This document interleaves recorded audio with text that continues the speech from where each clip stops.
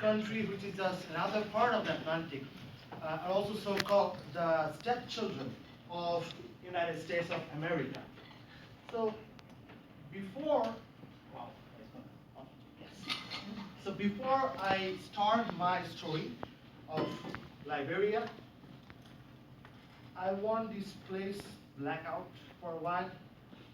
Just you imagine that a deadly virus and the angel of death called Ebola waiting just right outside of this door. And 45 days you have to be here with the fear of death. You cannot touch this body, the person sitting next to you either, because you don't know who has Ebola.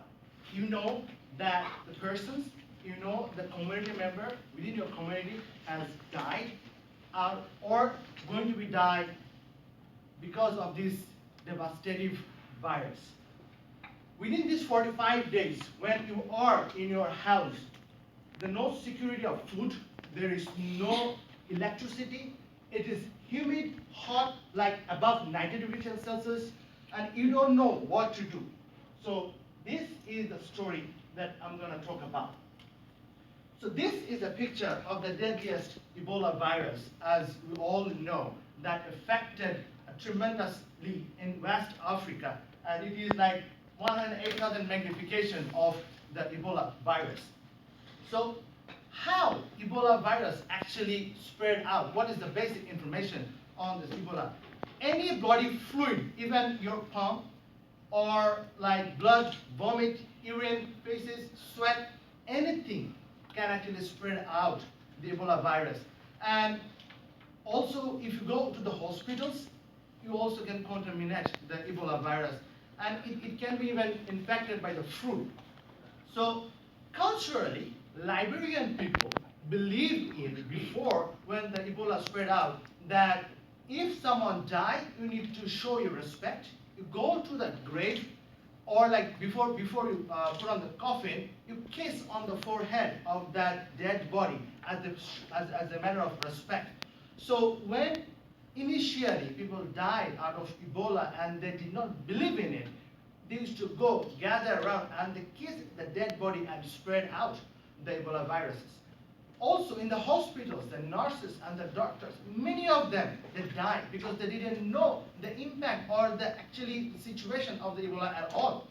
So this deadly virus of Ebola affected the food security a lot. So what is the current status right now as of today? So as of today, 4,810 people died in Liberia. I also shown the statistics, Guinea and Sierra Leone as well. Historically, this is the largest outbreak of the Ebola. And for your information, Liberia was declared third time Ebola free, and then again not the case found, and now the situation is going on, like we're waiting for the 45 days to go on and to declare for the fourth time. Now, how this Ebola virus actually affected the food security? If you see this picture, this is the red dot area where the Liberia is, and both for the World Food Security and the MDG, none of that situation has been achieved in Liberia at all. On top of that, the Ebola actually affected Liberia hugely. So if you see the GDP growth, out of all this economic paradigm, I took only one thing, the GDP growth. Right after 2001, after they become get out of the civil war of 14 years, you see, the economic growth was going up for a bit, for a while. But just right here, when the Ebola hit in 2013, it just shrunk down from almost 8.7% GDP growth. It turned down to 0.7%, and last year is only 0.3%. So this actually showing the effect of Ebola not only for food security but the overall economy. But I'm discussing only for the food security part. So why and how this Ebola affected? The thing is, as I said initially, Liberian people did not believe in Ebola at all. They thought, oh, it's some sort of ghost, because they thought this ghost actually just came nearby and then they are gonna take our life. And still people believe in black magic. They believe in that if you go to the bush, there is someone who will heal you by extra power, not with medicine. So those are the beliefs of illiteracy actually take them not to believe in Ebola. And when they started believing in it, fear. So people started fearing that, oh, if I get Ebola, what's going to happen? Then that quarantine, that stimulation I just did beginning of this my presentation. So any single person who have an Ebola or affected by Ebola, or within the community, the entire community was quarantined for 45 days out of anything. So no food, no water, nothing. You have to be survived by your own. So as I say, campaign started talking about Ebola beginning of 2014. Look, Ebola is real. You have to believe in it.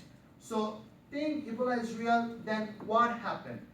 People now started telling that, okay, that Ebola must go, Ebola must go. The good thing is, after this campaign, people when started learning about this Ebola, they actually got to started fear, but at least they started washing their hands, at least they started believing, at least they are not spreading it out. So now take a measure to remove it.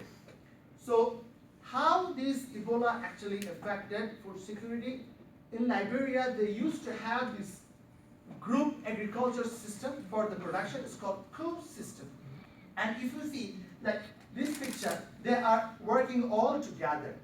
And imagine when you know that a person who is standing next to you, you are not sure about whether she or he has Ebola or not, or you don't know whether the person is from your community or the other community, you are not inviting any of the labor force to do agriculture activities at all. And when you are stuck, sorry for my throat, I'm having a cough.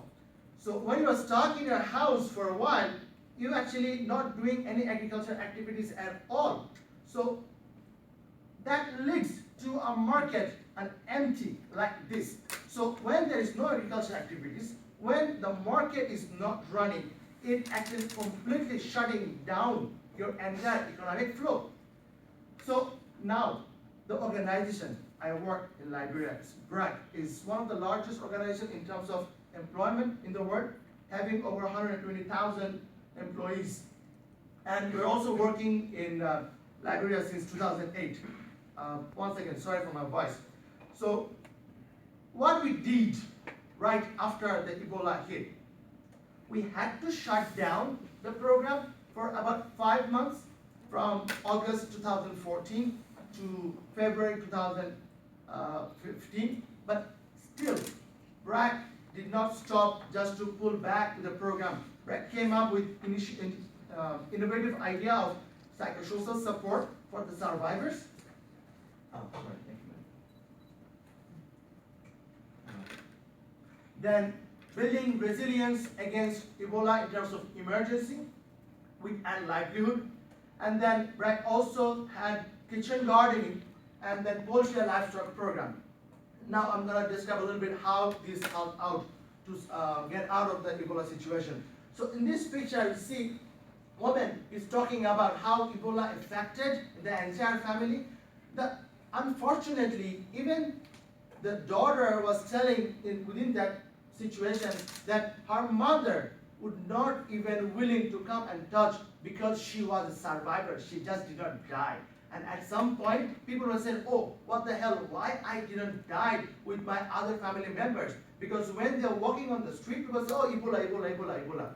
As if like they don't have any name, they don't have any identity, they become a live Ebola. And people were just started calling that the Ebola. So the stigma, the traumatizing situation actually create. So that's what BRAC thought of, okay, to get out of the situation, we have to give them psychosocial support, and that's the initial program that BRAC came up with. Then the livestock program. This pig, I took this picture by myself. Thing is, they're lovely, and pig is easy to brood, and the food for the pig is also very available within the locally, and you do not need to spend too much money. And this good quality, they can earn a good amount of money and get rid of the food security in the short time. The poultry that BRAC actually came up with.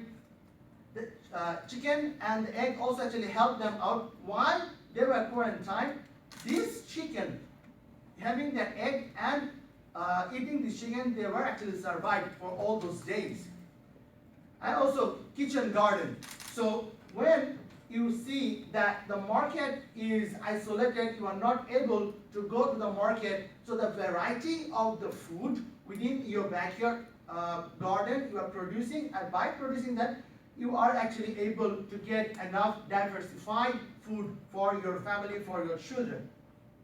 So what is my learning? What I learned from the BRAC?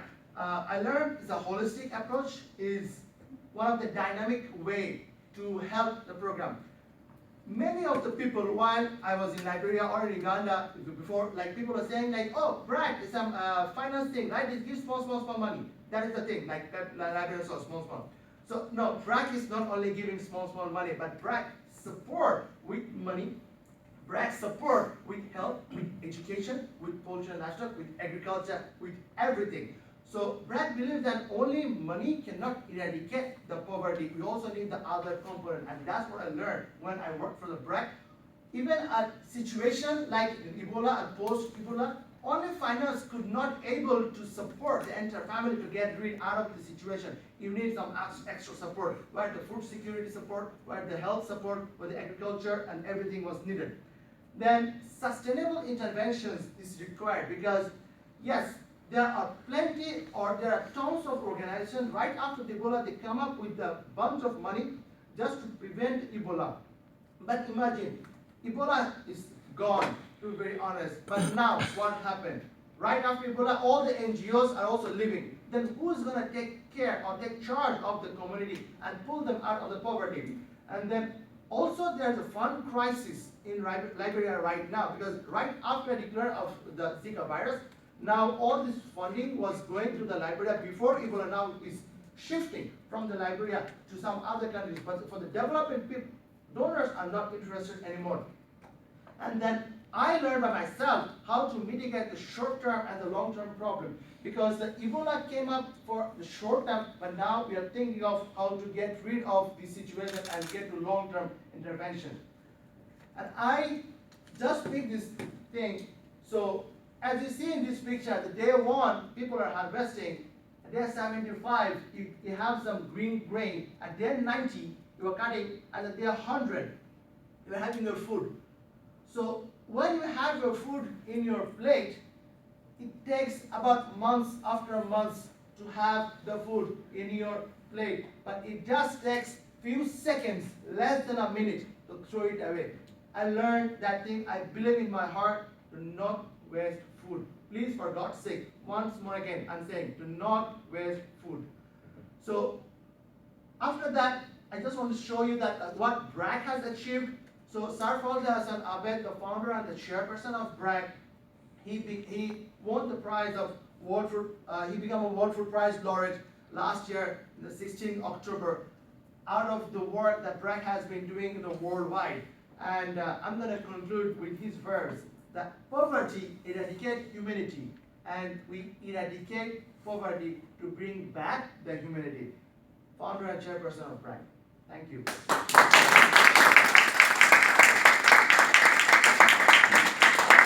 That picture taken by me.